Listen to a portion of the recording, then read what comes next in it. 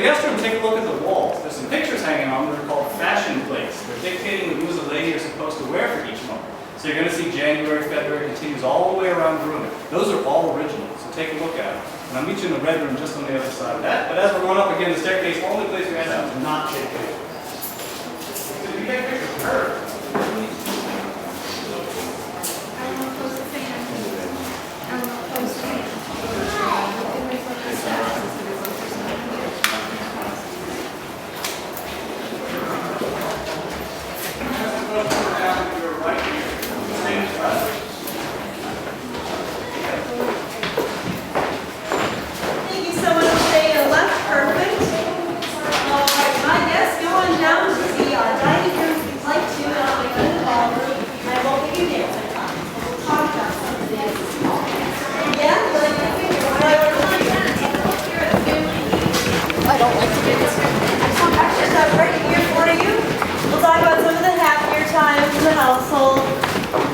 The dining room is straight ahead for the family. You can take a look there. There's Lily. Pictures up here. Again, I won't leave you dancing home. We'll talk about some of the happier times here. Now pictures up right here for you.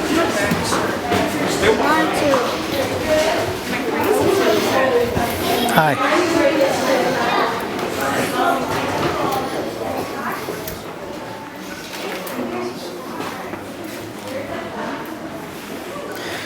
Jump up on the bed, Trip. I'll take a picture. Oh, yeah. Look at this. This is the... Yeah. I think that's where the governor slept, I believe.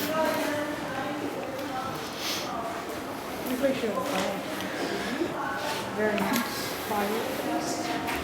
Lots. Interesting.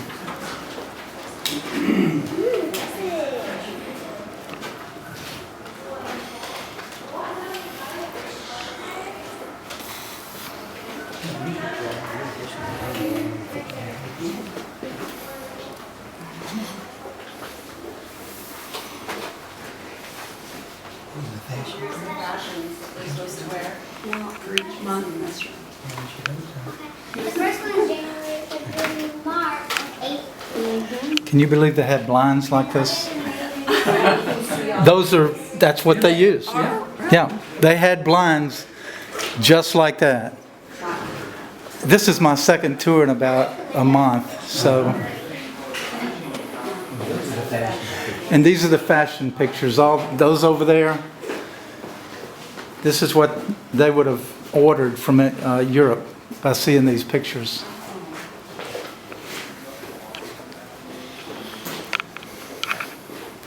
So I wonder if different companies put out these prints so they could, like an advertisement, like a catalog. Just like a Sears catalog. But I was just, when I first saw the blinds, I thought, why'd they put blinds in here? And I asked the tour guide and they said, well, they had blinds. I'm going to ask him about explaining it. Could you talk about the blinds? The Venetian blinds? Yeah. Anything about them in particular?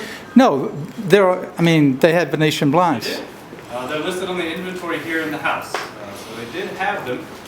I don't know why we don't give them too much credit for having things like that in the 18th century. I mean, they were pretty ingenious people. These were all imported over from Italy. Today we have more of them than they did back then, only because we have to protect some of the antiques here in the house, so we do need to shield it from light sometimes. But they definitely did have something in the house. Were they expensive? Oh yes. So this is one of the few houses you would have seen in your town. But if you haven't yet seen the room across from you, that's the governor's bedroom. So if you want to take a look at that, then we'll explain what this room is. But as you're looking at the beds, what do you all think of them? Short. They look short.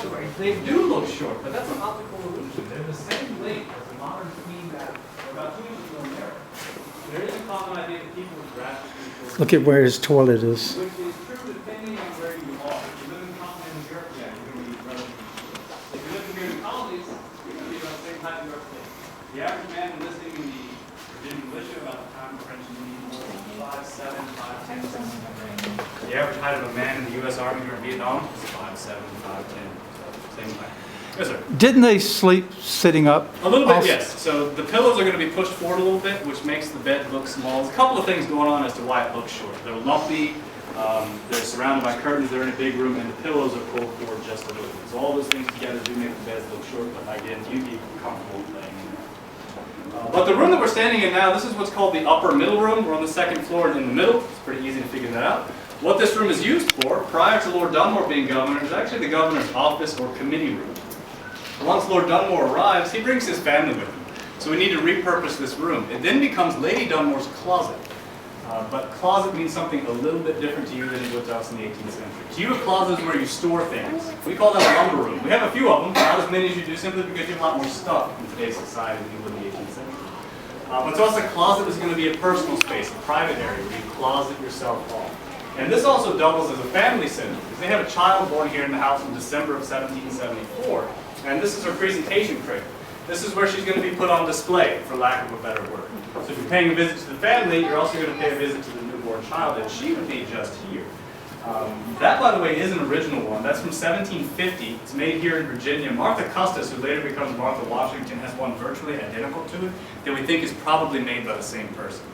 But just next to that's another interesting item, which is a key instrument. It's called a pianoforte. And professional musicians assume that that's going to be a short-lived fad. It's never going to surpass the harpsichord.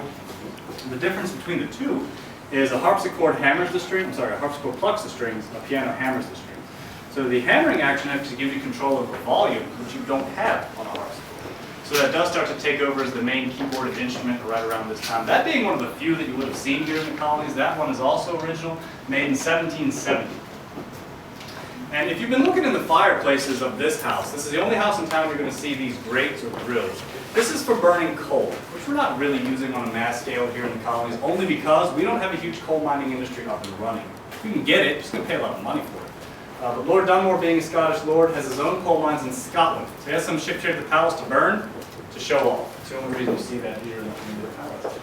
And showing off is also true with this cloth on the wall. This is damask or damask. It's woolen silk and dyed red.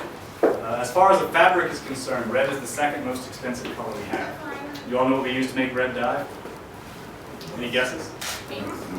Well, beets would turn brown after a while, but that's a good guess. What you need to do is go down to Mexico and get some bugs. You have to get a cochineal beetle. 15,000 of these makes 1 pound of dye. Dry those out, reconstitute it basically by making a large vat of bug tea. Dip your fabric into it, it's going to hold true red. It's very expensive, which is why you see it on the walls here in the palace. Sounds kind of gross, right?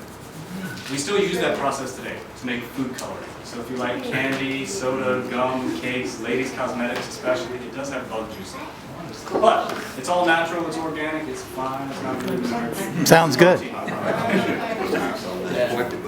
But the trim that you see around this is just leather or paper mache molded and painted gold, so no actual precious metal used in it. But it does give an absolutely brilliant contrast between the two different colors. But anything in here standing out that you have to know about? You all curious about what's hanging above your head? Yes. What do you call that? Chandelier. Chandelier? You can use that word if you're French. But at this time, we're using the word luster because we're English. The Old English word, at least now, is luster. So feel free to add that back into your lexicon if you like. But this one is made sometime between 1730 and 1745. It's cut-leaded glass. It's amazing to me that something like that can survive for almost 300 years with little to no damage to it.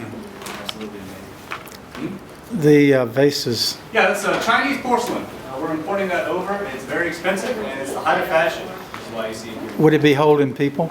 It's not. No, there are no people in those. It's just decoration. You're not the only one that ever asked for it. But in just a moment, we can actually head below stairs and see the ballroom. When you're going down the staircase, there's one extra step halfway down, so when you see me standing there, please don't fall down the stairs. Could you mention about his girls again?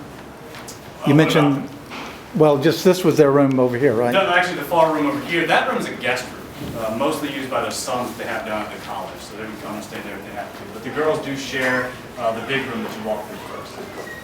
Yes, sir. Hardwoods? It is a black walnut. It's grown in Charles City County, which is the next county over across the Chickasaw. Why don't we start to head below stairs? Again, please don't trip on that extra step on the stairs.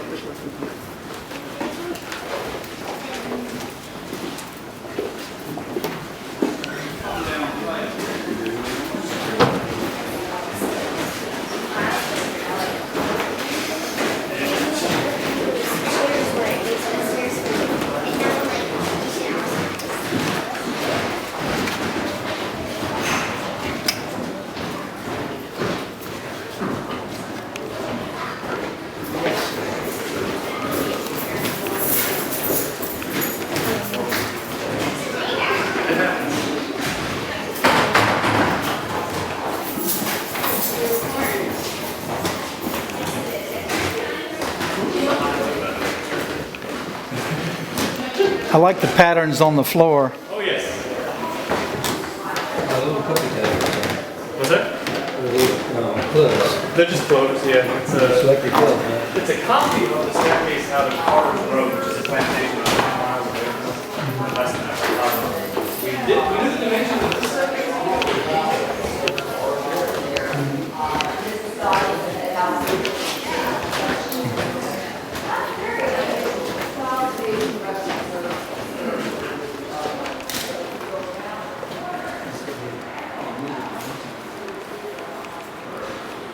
Oh, look at the bird cage. All right. Let's make one trip. I like this room. I could live here. Could you live here? I could live here. It'd be nice. You can force yourself, right? Yeah, I wonder what the rent would be on it though. Bet it would be expensive. Probably. Probably more than I could afford. Mr. Taylor? Yes. We're below 2. I'll give you a chance to hear this. So we'll swing back out. Thank you. Thank you so much. As you folks are coming into this room, take a look around. This is the ballroom. It's added just a little bit later. This is the 1750s. That part of the house finished in 1722. So you do see some style and architectural changes. But what this room is used for is just a grand space for entertainment. When this is built, it's the second largest room in the colony. But you do see some